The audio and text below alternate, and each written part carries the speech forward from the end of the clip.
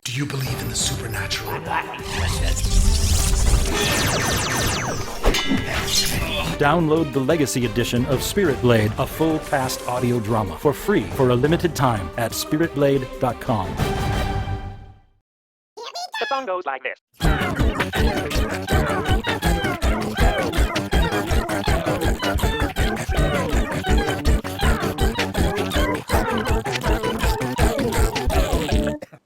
Hey, I'm Peter Franson from christiangeekcentral.com and Spirit Blade Productions. Welcome to Trial and Error, where I play the first part of a game or a game demo. Usually do that pretty badly and give you my thoughts along the way. This time, looking at Sword Coast Legends on the PlayStation 4. Now, the original Neverwinter Nights on PC is one of my absolute favorite video games of all time.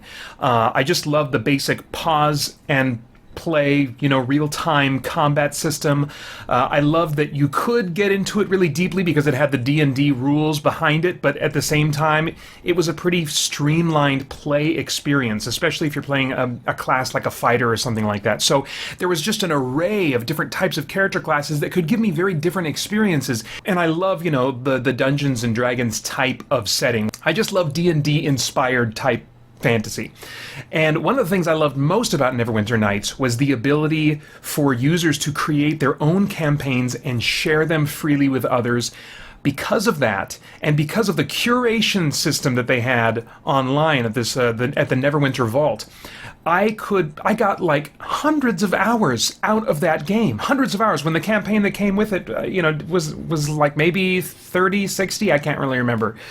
But oh my gosh, the potential for user-created content, the content that could be curated so that you could sift through the crap and find some beautiful, awesome campaigns that were in some cases better than what BioWare was producing for the official campaigns. I mean, it added so much value to the game.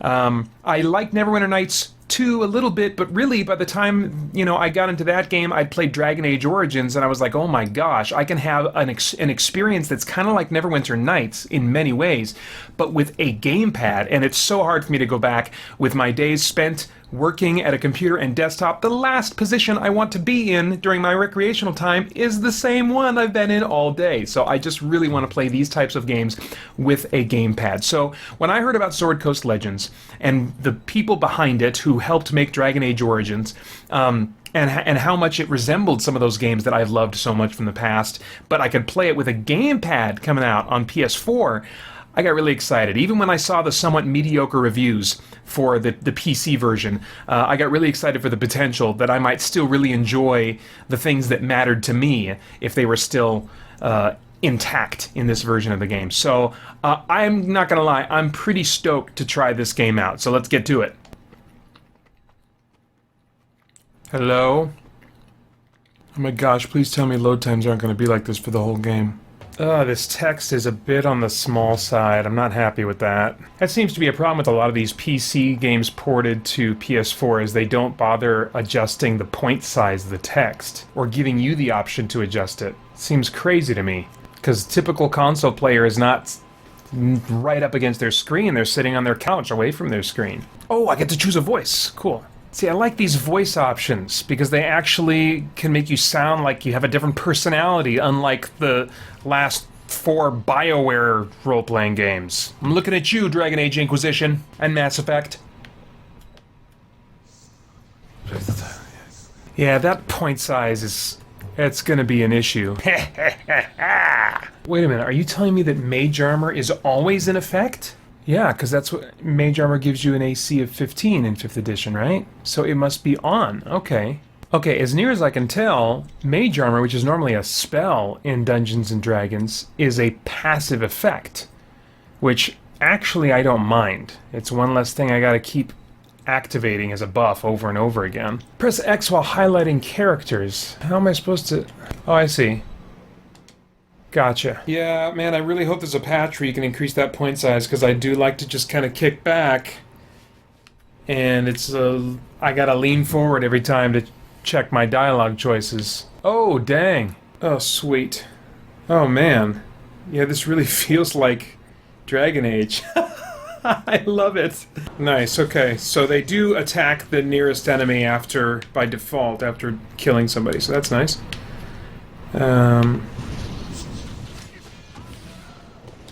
Nice. Power!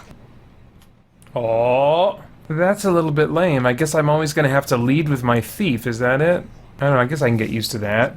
Oh, that's cool. So they've got some kind of a randomly generated dungeon option. Huh. You know what I don't see is an option to play user-generated content. My hope, unrealistic though it may be, was that user-created content made on PC would be playable on the PS4 version of this game. If it's not, then my secondary hope would be that the gamepad control scheme would be usable through a patch on the PC version, and then I'll just buy the PC version. Because I really like playing these kinds of games with a gamepad whenever possible.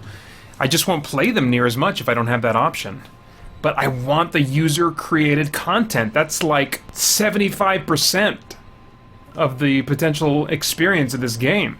Yeah, I think I'll just go with easy. I'm a solo hermit gamer, so I'm not going to even mess with the public or friends options. These load times are a little bit bonkers for a game like this.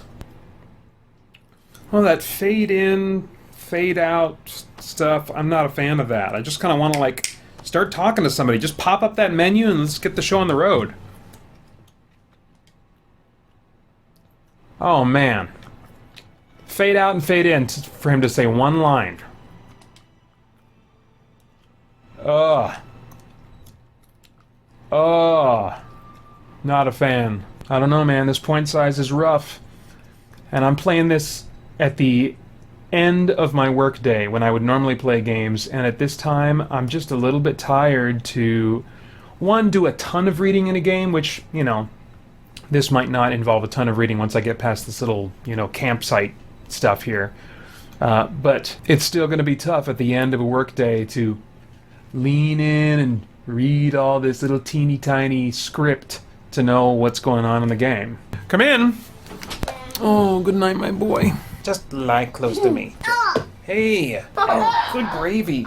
Okay, I wasn't trying to tickle you the first time. I did try to tickle you the second time. Look at my eyes.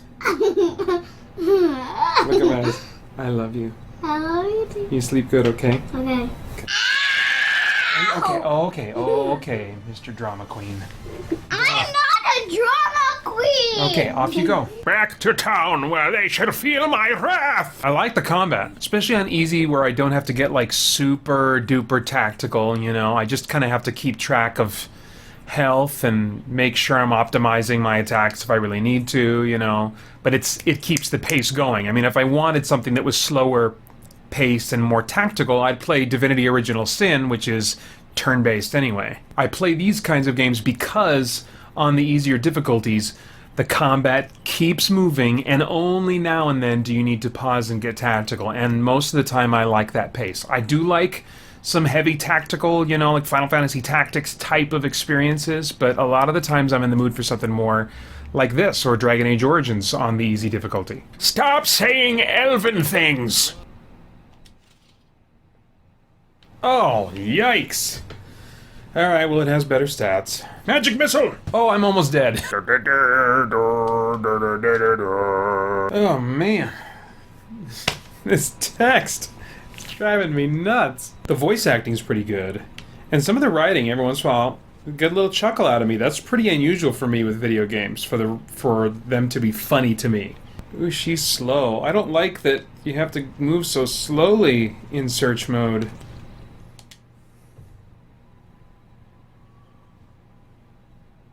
Oh boy, that took a long time for it to even start fading to the load screen. Man, what a mixed bag. I love the combat. It's that Dragon Age, Neverwinter Nights style combat that I love so much. That point size on the text is close to a deal breaker for me. Pillars of Eternity has a nice high-speed mode that's nice when you're sneaking. I wish this game had that.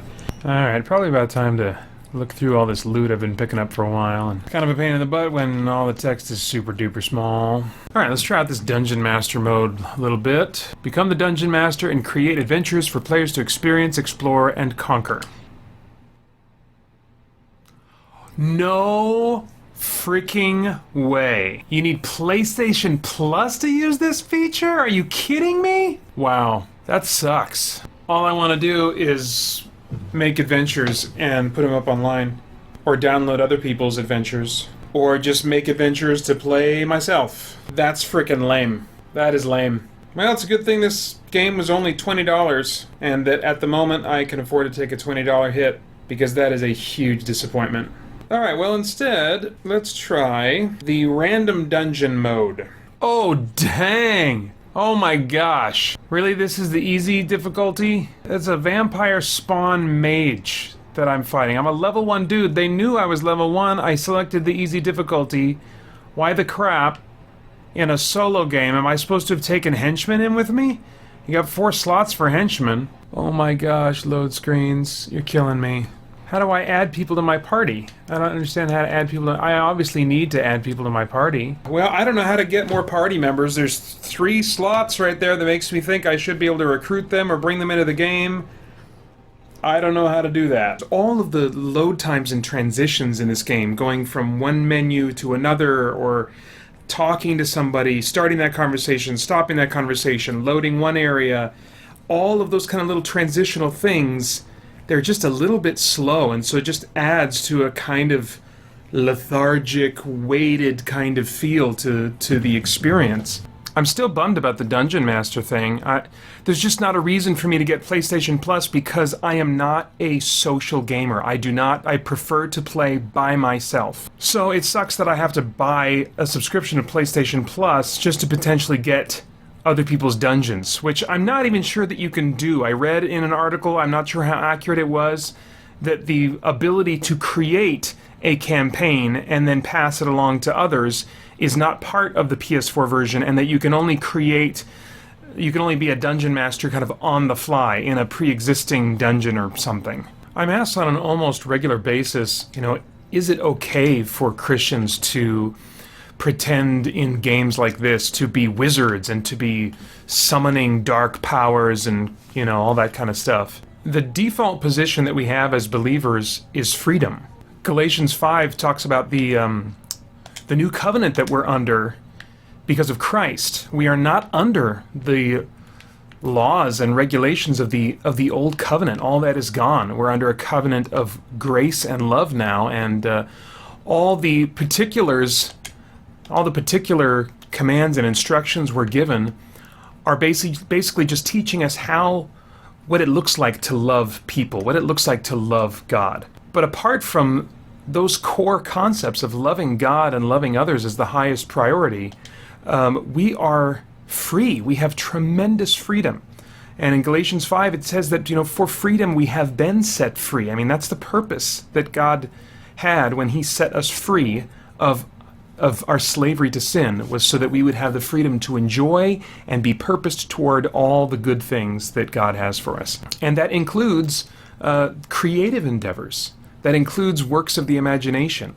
And I say that because there's nothing in Scripture that would say otherwise. And when there is not something in Scripture that is, specifically commanded for us to avoid, we have freedom.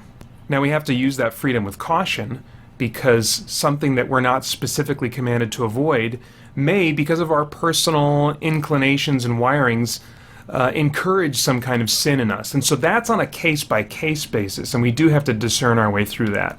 But is playing a wizard in Dungeons and Dragons, even an evil wizard in Dungeons and Dragons, is that of necessity sin? No, it's not. I just don't see the argument for that in Scripture. When kind of discerning through stuff like this on a case-by-case basis, my default is to myself go to and to point others to 1 Corinthians 8 and Romans chapter 14, which deal with food sacrificed to idols, which was actually, it was a real pagan belief system, the worship of what ultimately amounted to demons in disguise in the time period that those letters were written. And we're taught in Scripture that we can even interact with things that relate to false religious systems with a clean conscience. So if we have the ability to interact with, I'm not saying participate in, and support, but if we have the ability to interact with real false ideas that are being promoted in different forms of media and different events and things, then surely we have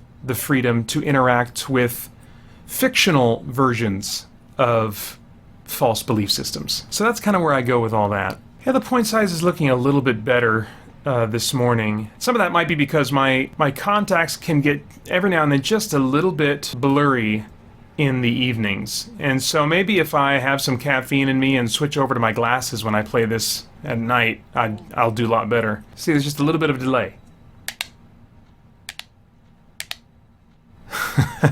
It's all just a little bit sluggish.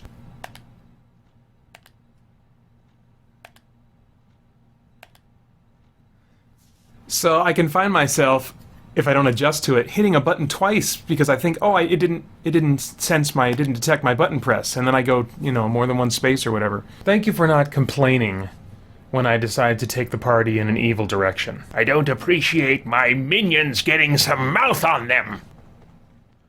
You okay, dude? Where are you going?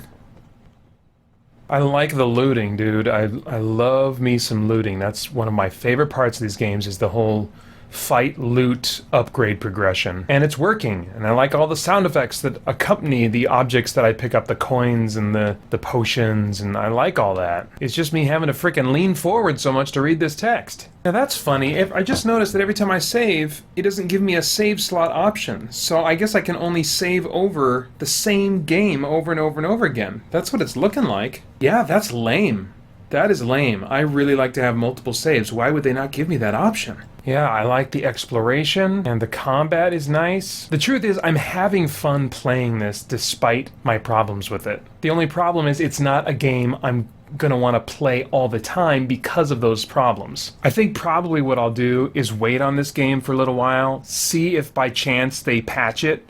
But I don't have much hope for that because the studio developing this game went under a couple of months ago, and it was the publisher that helped this thing limp to the finish line and get out on PS4, and I would be really surprised if they were going to spend time patching it. But all it would take would be one simple patch to get me into this game on a regular basis, night after night, at least until I finish the campaign, and that's the freaking text point size. A more likely scenario, I think, is that I will not be playing this game very often, maybe never again on PS4, but I'll keep my eyes open for a patch for a gamepad-based UI to be available for the PC version, and then I'll probably purchase that and just lounge in my desk chair at my PC where I can see things more clearly and probably adjust the point size through mods if not official patching, as well as take advantage of all the user-created content that's out there, or if there's not a ton, because I haven't looked into that, just create some of my own and enjoy that creative process. I might be surprised and find myself playing this game on PS4 a lot more than I think I will.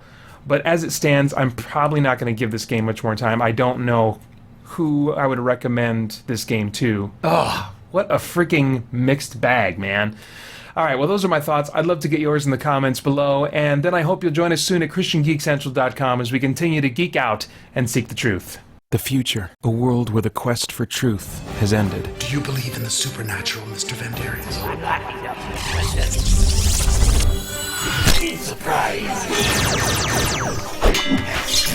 The Shader will bring hell to Earth for thousands of years. Shock Division, kill them all! The trilogy is complete. Spirit Blade, a full cast audio drama. For a limited time, download the Legacy Edition of Spirit Blade for free at spiritblade.com.